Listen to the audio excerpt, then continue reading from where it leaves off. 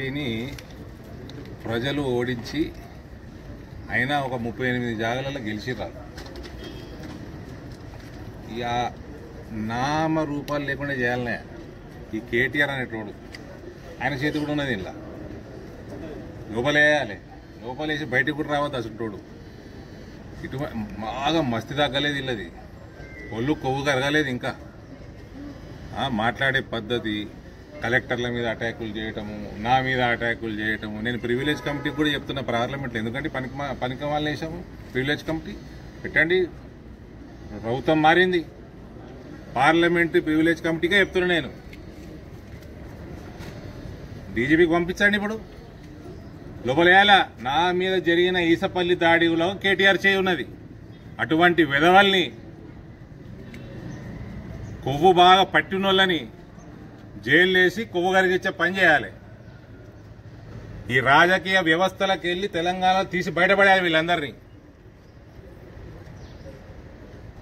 పని చేస్తారు, పని చెయ్యరు. ప్రభుత్వాలు, ఎమ్మెల్యేలు పని చేస్తారు, యాక్టివ్ ఉంటారు కొందరు, యాక్టివ్ ఉండరు కొందరు.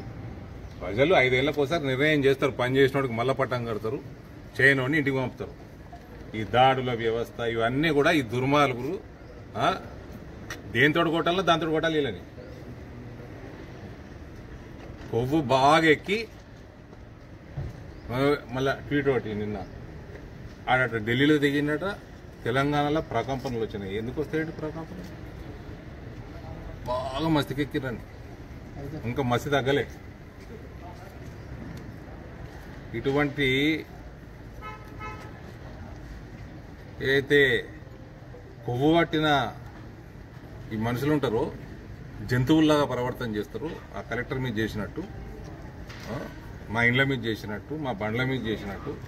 ఇటువంటి వాళ్ళని అసలు నామరూపాలు లేకుండా చేయాలి.